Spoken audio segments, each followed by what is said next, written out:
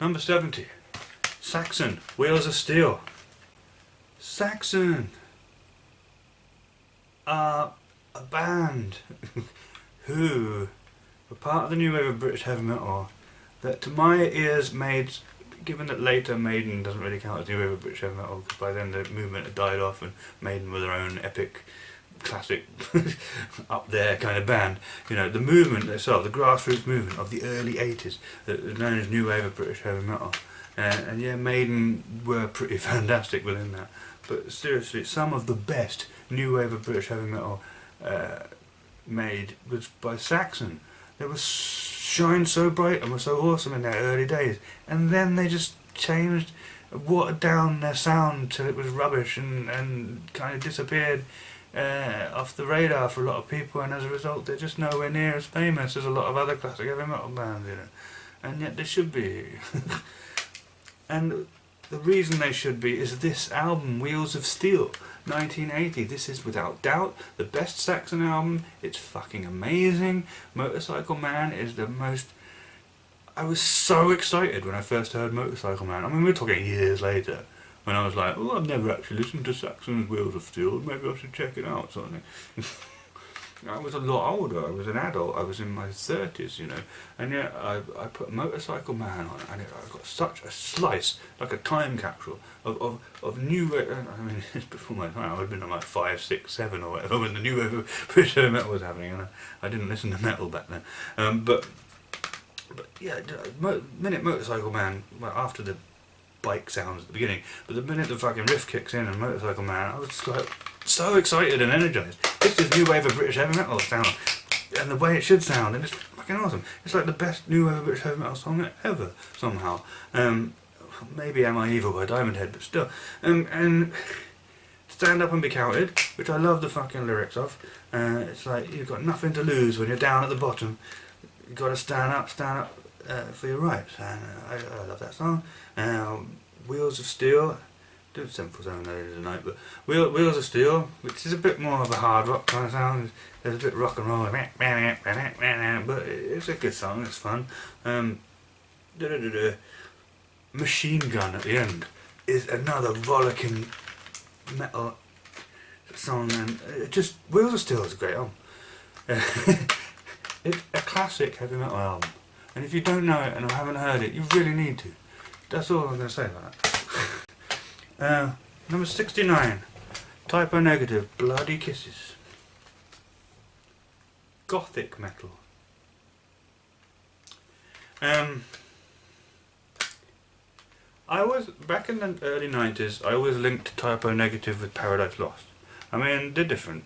Paradise Lost and My Dying Bride are part of the death doom scene. Both from Yorkshire, they go together better.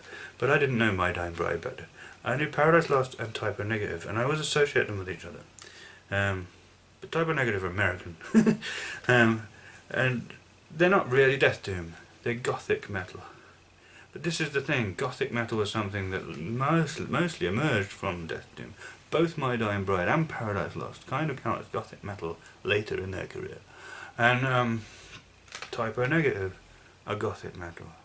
And yeah, so you've got the low vocals of Peter Steele, gothic vocals, and music which is kind of metal, is kind of slow heavy metal, doom in other words, to some extent, mixed with all these gothic elements that make it sound more like Sister Mercy or something.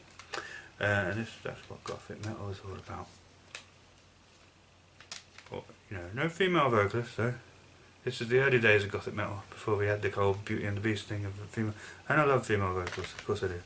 Very ethereal and beautiful. But yes, it's just got the low gothic male vocals. But Typo Negative. Bloody Kisses. This version I've got on CD at the moment is the kind of full, proper version, which oddly enough I don't like as much as the album I used to have back in the day on cassette. Copied off a friend, but which was, I've since come to learn, the Digipack version. And the main difference is you've got all these extra, on this version that I've got now, you've got all these different little instrumental things in between and stuff. Plus a couple of songs like Kill All the White People and We Hate Everyone, which aren't on the Digipack version. Both of which kind of annoy and offend me on a little bit, to be honest. So yeah, the Digipack version was better. The songs were in a different order as well, and an order which just, maybe because I'm more familiar with it, just made more sense to me anyway, and seemed more satisfying as an album than the weird way they've been reordered on this one. And the other major difference is that the Digipack version had a track called Suspended in Dusk, which is a wonderful Type O Negative song about being a vampire, with all the kind of regret involved of the state that you're in as a vampire, which I always utterly adored.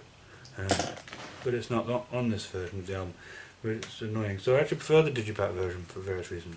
But yes, I mean, Christian Woman, brilliant. The title track, Bloody Kisses, amazing. The most primal outpouring of grief I've ever heard in any recorded music. That fucking scream, the kind of no thing in the middle of the track. It's just, you have to listen to the track to realise really it's just amazing.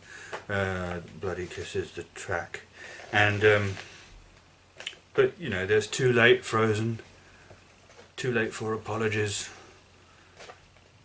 I mean, the lyrics on that are great as well.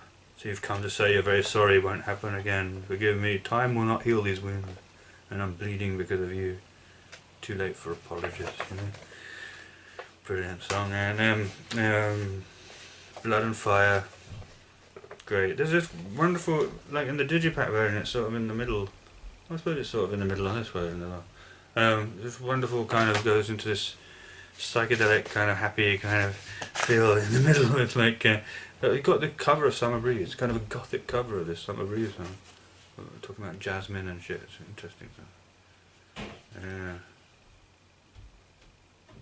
can't see that in the lyrics, but yeah, you got like Set Me on Fire. So I'm like, set me on fire. It's just really weird kind of psychedelic, happy 60s feel in the middle of the album. It's bizarre, but I like it. And then on the Digipack version, you got Suspended in Dusk, and then you've got Black Number One, of course, which is their big taking the piss out of goth culture, whilst also celebrating love for it and lust for its women at the same time, sort of thing. Well, at the same time, sort of, yeah. Anyway, it's a very entertaining song, and part of the entertainment of it is some of the little sound effects and the little jokes, like the whole Adam Sandler thing, yeah, and but some of the sound effects of wolves howling and bats fluttering and stuff just really add to the song as well. Yeah. But yeah, Type O Negative, Bloody Kisses, an enjoyable, entertaining album. Not everyone's cup of tea, but you know, and stuff like that sometimes sounds more goth than goth, which is interesting. Number 68, Thin Lizzy's Jailbreak, classic from the 70s. The only Thin Lizzy album on this list. I'm not a massive Thin Lizzy fan, but I love this album. I've known it since I was about 14 years old. Always like Running Back. Nice little chirpy, poppy kind of number, but about, you know, I like songs with a bit of heartbreak to them, and it does as well. But yeah, Warriors, fucking love Warriors. Very heavy, very guitar-y, very cool lyrics about, you know, I'm a warrior. My heart belongs to Venus, and my heart is ruled by Venus, and my head by Mars. Yeah. There's some great lines in it like that, and the guitar solo at the end, soloing at the end, is just awesome. Obviously everyone knows the boys are backing down, boys are backing down, which is a good song and entertaining and all that, though I feel like it's aged a little, to be honest. But it's a classic rock song, everyone bloody knows it, so probably shouldn't be too sneering of it. Fight or Fall, beautiful song of like no homo kind of male to male appreciation and love for your male friends, which is always how I saw it when I was growing up. Though later when I realised I was bisexual and stuff, and of course now I've realised I'm trans, it's shades of it that kind of amuse me a little bit now, with the whole no homo kind of feel. It's just kind of amusing to me now. But anyway, cowboy song, which, you know, I've always hated songs that fetishize the whole cowboy thing that I can't relate to anyway because I'm not American, but like mentioning no names, Bon Jovi. But this is one hard rock song about cowboys which I really like. Thin Lizzy, can they choose impossible and like make me like a hard rock song about cowboys? They may have been the ones that started it, to be honest. I don't know. And then of course there's Emerald, which is 500 amounts of awesome. It just is. So that's that. Number 67, and this might be a controversial choice, especially since it's the only one album by this band that I own, and therefore the only one on this list. This might be a very controversial choice, especially with somebody who may well be watching, who has elitist in his YouTube name. 67 is Satyricon's Now Diabolical. It's a later Satyricon album, so they're taking the black metal sound and making it sort of groovy. Is it black and roll then, as a result? But I don't know. I have a funny thing with black metal in that I want to like it more than I actually do.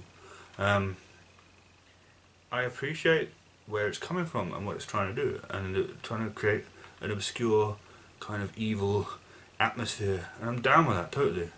And you know, the anti-Christian sentiment that's, you know, obviously satanically expressed, coupled with this love of nature, not just nature in its pretty kind of way that everybody likes, but in its dark and primal wildness and mystery, and I'm totally down with that, which is why I'm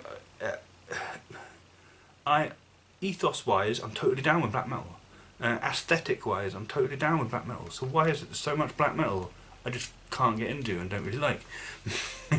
Which is why I appreciate it when there's an album that is definitely authentic, second wave, black metal. Everyone likes it in the black metal scene. It kind of is true. It's a true black metal album. You know, there's nothing wrong with liking this album. You won't get a bad rep amongst black metal fans for liking it, but I can actually really 100% like it, which is why I like Mayhem's The Mysterious Dom Satanus so much. But and that's very high up on this list. We'll get there, don't worry. But as a result of this strange situation, Immortal and Satyricon are both bands where my favourite release of theirs is quite late in their return. We'll get to the Immortal one, because that's later on the list, quite high up. But yeah, so the one Satyricon album I like and really get into is Now Diabolical, which is a late one, and it probably counts as black and roll or something, which, you know, a lot of black metal purists would hate. But you know what, it's not shit. And I don't like Entombed when they do their death and roll thing, because once it starts sounding silly and stupid, it's just like, yeah. But this album does not sound silly and stupid. This album wears its black metal sentiments on its sleeve, you know. It's celebrating the devil in a song like King, and some really deep spiritual kind of our spirituality is better than yours, stupid Christian kind of sentiment on the track Now Diabolical. A real kind of let's go back to nature sentiment on To the Mountains. And you know, it is a black metal album in terms of where it is coming from, where its heart is coming from. It's just that the music's more accessible and sort of has a bit of a groove to it. So it's not silly. It doesn't cheapen the thing at all. To me, it just makes it more easily accessible musically, but that's not a bad thing necessarily. It is actually a highly enjoyable album, and it has teeth. If you know what I mean. It's not a lame, bland album by any means. I mean, the brass and the fucking To the Mountains, the fucking blaring brass thing towards the end, that gives it that spectacle and that atmosphere. It's so black metal in a way. I mean, listen to some of the things on to Megatherium by Celtic Frost that have that kind of brass, Wagnerian element almost. And yeah, I mean, songs like Now Diabolical and King, they may have a bit of a groove to them. They may have a kind of chorus that you can sort of almost sing along with. But what the lyrics and the fucking, you know what I mean? It's not lightweight. It doesn't compromise. It's black metal, to my mind. But then I'm perhaps not a natural black metal fan, so what am I talking about? But I like it. I like Now Diabolical. I like the way that the title track Now Diabolical says, damn you all for being so small, you cannot kill what you cannot see, you know. The lyrics Now Diabolical.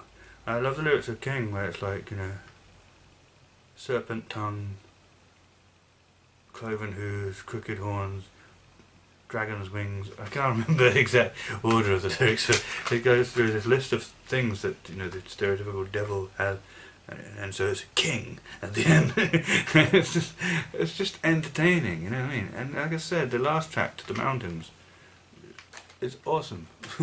It's awesome, the last track, To the Mountains, and it's like, you know, off into the wilderness to be with nature, where I feel most at home, escaping society and all its bullshit, and to the mountains, and I like it. Sorry, I like the album. Number 66, Led Zeppelin, Houses of the Holy. Yeah, it's sort of a weak Led Zeppelin album because of the grunge and Jamaica,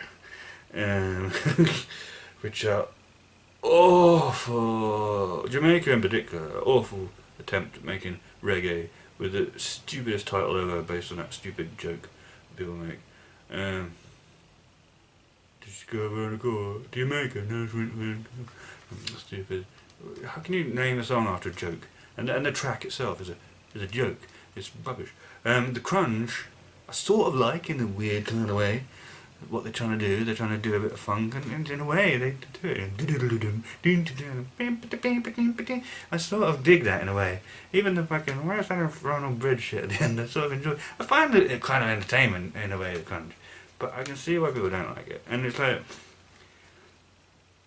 there are just other ways as well. I feel like the song remains the same, is a little overly long and kind of overstays its welcome a little bit. It's kind of, it's all right, and I used to love it when I was a teenager, but I just find something about Rock Plant's vocals on it as well just annoy me. The Rain song is awesome, no doubt about it, but again it just seems too long.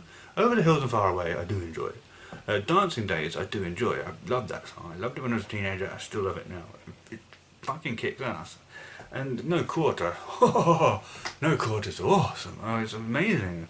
Atmospheric thing about going through the snow, trying to, like, you know, bring this news through. I don't know. Just the atmosphere, the keyboard. Oh, it's beautiful. No Quarter is amazing. The Ocean is kind of fun, but kind of throwaway as well. But, you know, but it has its strong points, which is why it's on the list. And weirdly enough, for some reason, beat Led Zeppelin and Led Zeppelin 2, which now I come to actually film this, I can't quite fathom how it did that. But whatever. How lowly.